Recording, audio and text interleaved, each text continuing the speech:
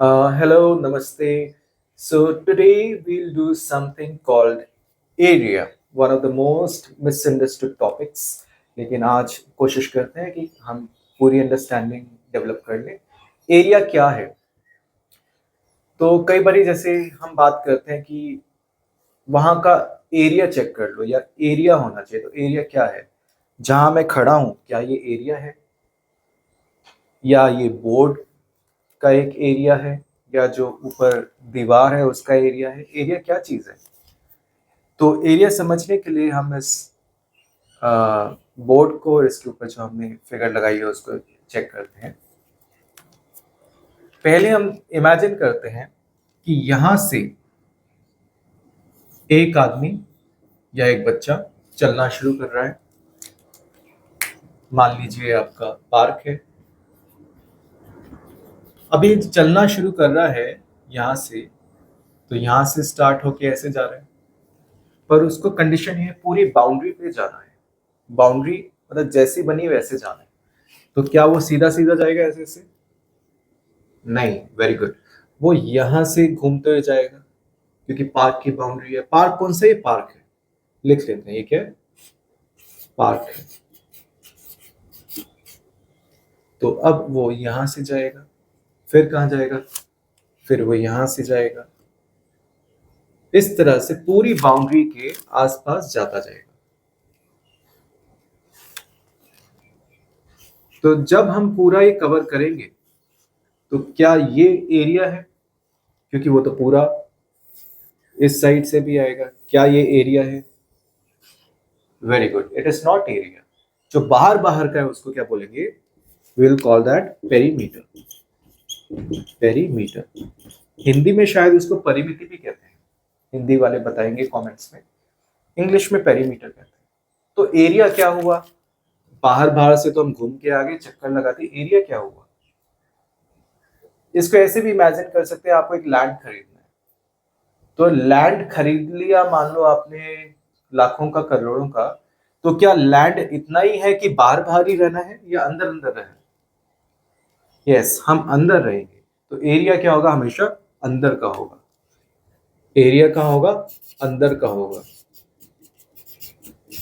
तो यहां से दो चीजें समझ में आती हैं। जो पेरीमीटर है वो हमेशा बाहर की बाउंड्री होगा, और जो एरिया है वो हमेशा अंदर होगा। अब पेरीमीटर मेजर करने का क्या तरीका है? एक लंबी सी रोप ले लीजिए, उसको आप इस तरह से पूरी बाउंड्री पे आप ज्वाइन कर लीजिए। बाद में रोप को सीधा कर लीजिए। तो जितनी बड़ी रोप आएगी उतना हमारा पेरीमीटर होगा। ये मीटर में भी हो सकता है, किलोमीटर में भी हो सकता है, ये सेंटीमीटर में भी हो सकता है, बेस्ड ऑन कि आप ये नोटबुक पे बना रहे हो, आप ये दीवार पे बना रहे हो, या आप ये जमीन पे बना रहे हो। ये तो पेरीमीटर हो गया। एरिया क्या होगा? तो एरिया के लिए सबसे छोटा एग्जांपल हम ट्राई करते हैं कि मान लीजिए हम 2 × 3 या 2 × 3 का एक ग्रिड बनाते हैं, जिसमें आप इसको रो मान सकते हैं, इसको कॉलम मान सकते हैं। तो अगर मैंने 2 रो का और 3 कॉलम का एक ग्रिड बनाया या एक मैट्रिक्स बनाया, तो इसकी छोटी छोटी छोटी छोटे कितने स्क्वायर यूनिट्स आ रहे हैं? कितने स्क्वायर यूनिट्स आ रहे हैं? तो सिंपल है, 1 2 3 4 5 6। तो 6 स्क्वायर यूनिट्स आ रहे हैं।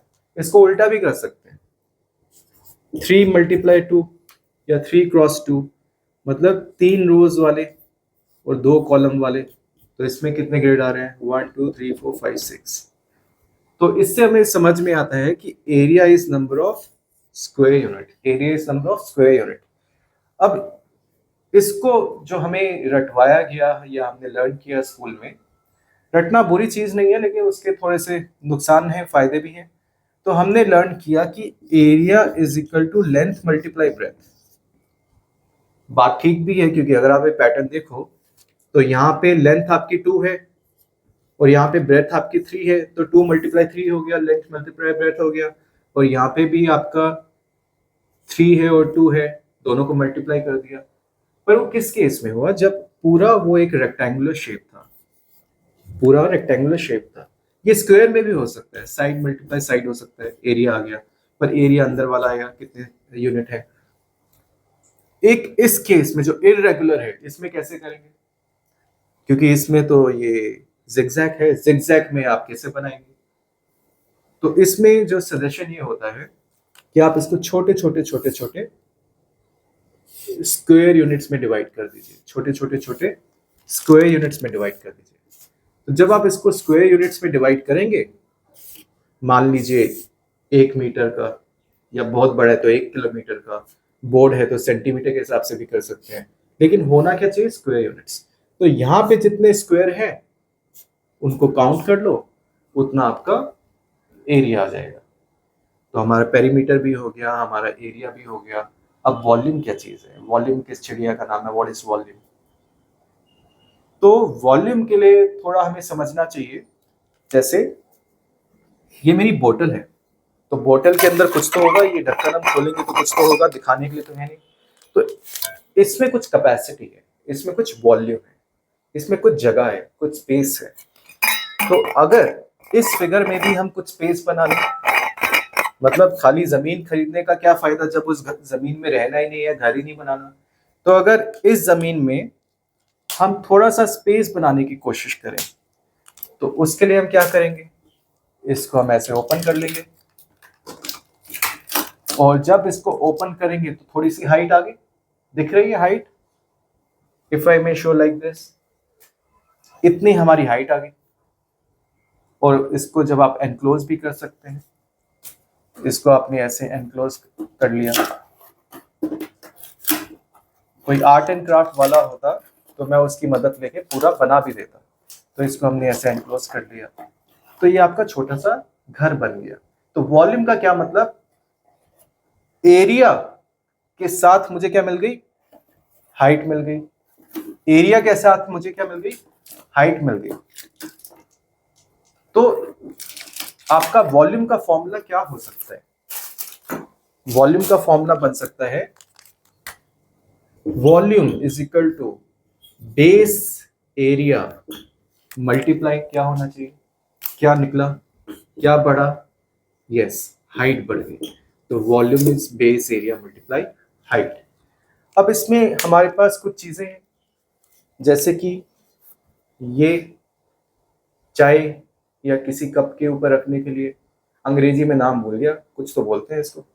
तो इसका जो एरिया है वैसे तो गोल आकार का है, लेकिन अगर इसको हम जोड़ते रहे तो ये 2 हो गए, ये 3 हो गए, तो इसमें वॉल्यूम आ गया। तो अब क्या बन रहा है, ये सिलेंड्रिकल शेप बन रहा है। ये क्या बन रहा है, एक सिलेंड्रिकल शेप बन रहा है। तो अब एक सिलेंडर का कितना वॉल्यूम होना चाहिए, तो ये सिंपल है, आप बेस का एरिया निकाल लो, सर्कल का एरिया सबको पता है पाई आर स्क्वायर, उसमें हाइट जोड़ दो। तो इस तरह से सिलेंडर का क्या वॉल्यूम होगा, तो सिलेंडर का वॉल्यूम होगा, volume of cylinder is equal to again base area multiply height. Base area क्या था, पाई आर स्क्वायर था, जो आपको यहाँ सर्कल दिखा ये था पाई आर स्क्वायर, उसमें आप हाइट मल्टीप्लाई कर दो, तो volume of cylinder pi r square H.